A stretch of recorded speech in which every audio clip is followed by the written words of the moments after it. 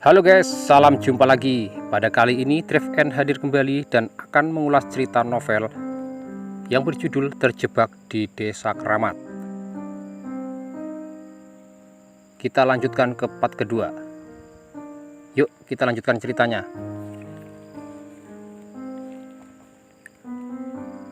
Seminggu lamanya aku berada di Desa Galuh, sebuah desa yang menurutku sangat unik dan aneh.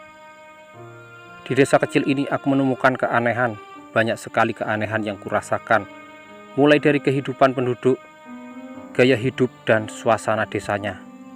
Kehidupan yang mirip sekali dengan kehidupan di zaman dulu sebelum merdeka. Karena kondisi tubuhku yang masih lemah, makanya aku belum berani keluar jauh-jauh dan Betari juga tidak mengizinkannya. Ia selalu menjaga dan merawatku dengan telaten.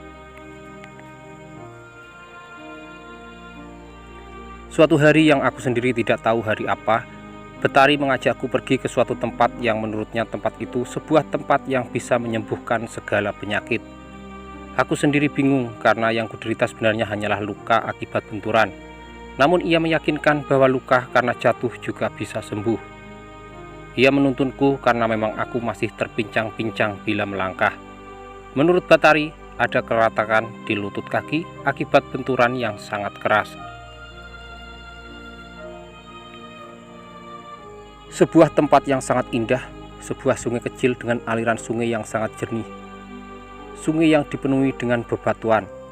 Betari menuntunku ke sebuah gedung kecil yang di atasnya tumbuh pohon besar dan sangat rindang. Betari menyuruhku agar berendam di gedung itu. Aku menurut saja. Ia menungguku di tepian gedung dengan mata tetap mengawasi. Mungkin karena takut terjadi apa-apa pada diriku. Tidak begitu lama ia memanggilku agar menepi. Kami duduk di bebatuan di pinggir gedung itu. Aku bertanya tentang dirinya yang mengajakku ke tempat ini, namun ia menggelengkan kepalanya dengan pelan sambil berkata, "Di sini tidak boleh membicarakan tentang gedung itu. Nanti bila sudah di rumah, ia akan menceritakan semuanya."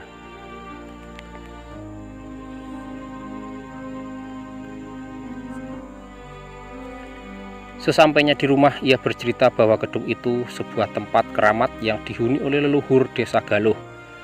Bila warga desa itu menderita sakit, datang ke gedung itu dan meminta pertolongan leluhur, maka penyakitnya akan disembuhkan. Aku tak mau ambil pusing, yang penting aku bisa segera sembuh dan pulih agar bisa segera kembali ke Jakarta. Ayah dan ibu pasti sangat mencemaskan keberadaanku. Suatu malam aku berkata kepada Betari bahwa aku harus segera kembali ke kota karena sudah terlalu lama tidak kembali.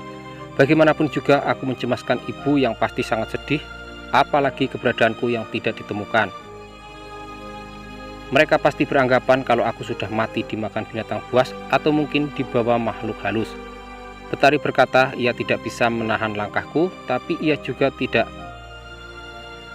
tahu kemana akan mengantarku kembali karena ia memang tidak pernah pergi meninggalkan desa Galuh.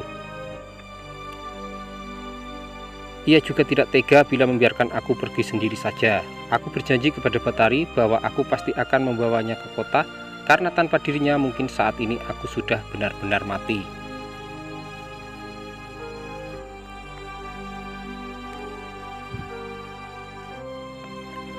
Kami ngobrol santai walau dalam keadaan yang remang-remang karena memang hanya disinari lampu sendir. Aku memberanikan diri bertanya lebih jauh tentang dirinya. Gadis secantik dirinya dan bisa dibilang kembang desa Galuh, namun mengapa belum menikah juga? Ia menjawab dengan santai, mungkin belum menemukan jodohnya. Ia trauma dengan pernikahan. Setahun yang lalu ibunya meninggal karena dirinya gagal menikah dengan putra kuwu desa Galuh. Ibunya sok berat kemudian meninggal tepat di hari pernikahan yang batal. Sejak saat itu ia tidak mau berdekatan dengan laki-laki, apalagi menjalani hubungan serius. Takut kejadian itu terulang lagi. Aku mendengarkan ceritanya dengan saksama. Kemudian aku bercerita alasan aku ikut teman-teman berburu juga karena frustasi akibat Rinata yang sangat kucintai tiba-tiba memutuskan cinta dan memilih menikah dengan seseorang yang lebih kaya dariku. Padahal kami sudah pacaran sejak SMA. Betari menjadi heran, ia memandangku dengan tajam kemudian bertanya apa itu SMA. Seperti ada sesuatu yang menusuk hati.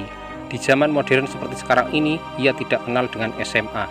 Aduh, apa sebenarnya yang terjadi di desa ini?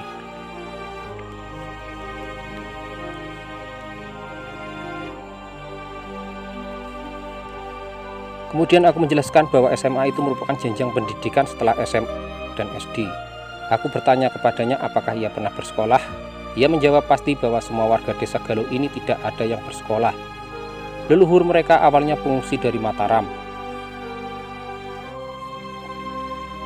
Leluhur mereka Mbah Grantang merupakan seorang prajurit Mataram yang berjasa dan dianugerahi tanah Galuh ini. Aku semakin bingung mendengar ceritanya. Ya sudahlah, karena waktu sudah larut malam, akhirnya kami berpisah untuk istirahat.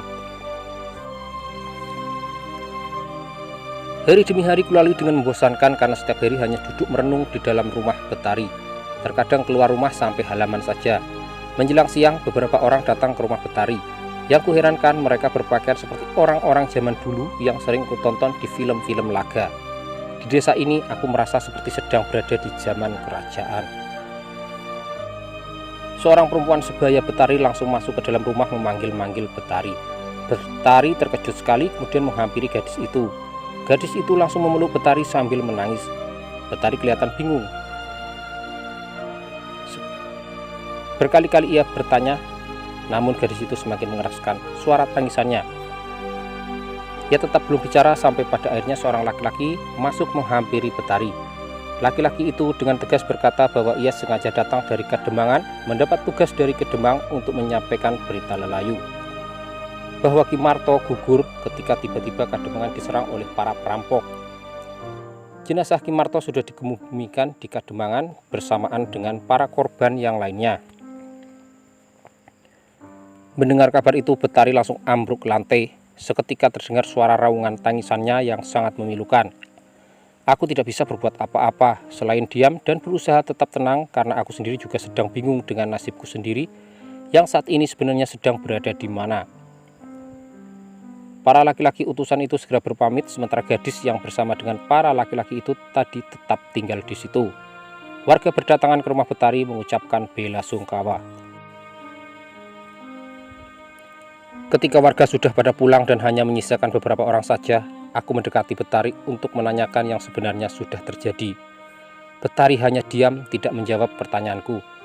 Ia menatapku dengan tajam, bibirnya bergetar mengatakan jika bapaknya sudah meninggal di Kademangan. Ia sudah tidak punya siapa-siapa lagi dan akan menjadi sebatang kara. Dengan pelan ia berkata kepadaku, jika memang aku mau pergi meninggalkannya, pergi saja. Ia tidak akan mencegah lagi, karena memang tidak ada orang yang sayang padanya di dunia ini. Mendengar perkataannya, aku menjadi bimbang. Aku tidak mungkin pergi meninggalkan dirinya di saat dirinya sedang berkabung. Sebaiknya aku menunggu waktu yang tepat untuk meninggalkan desa ini kembali ke Jakarta. Dengan pelan aku berkata untuk menenangkan perasaannya bahwa aku tidak akan pergi saat ini. Ketika waktu sudah tepat aku akan pergi, tapi Betari harus ikut. Aku akan membawa Betari ke Jakarta. Ia hanya mengerutkan keningnya.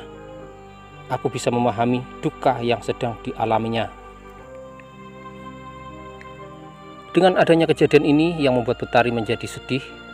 Mau tidak mau aku harus bertahan dulu di desa Galuh. Aku tidak mungkin meninggalkan dirinya begitu saja, sementara dirinya yang sudah menolongku, bisa dikatakan dia yang membuatku tetap hidup, sedang berduka. Apa yang akan terjadi selanjutnya? Bagaimana aku bisa keluar dari desa Galuh? Lain waktu disambung lagi ya guys. Oke, sampai jumpa lagi di part berikutnya.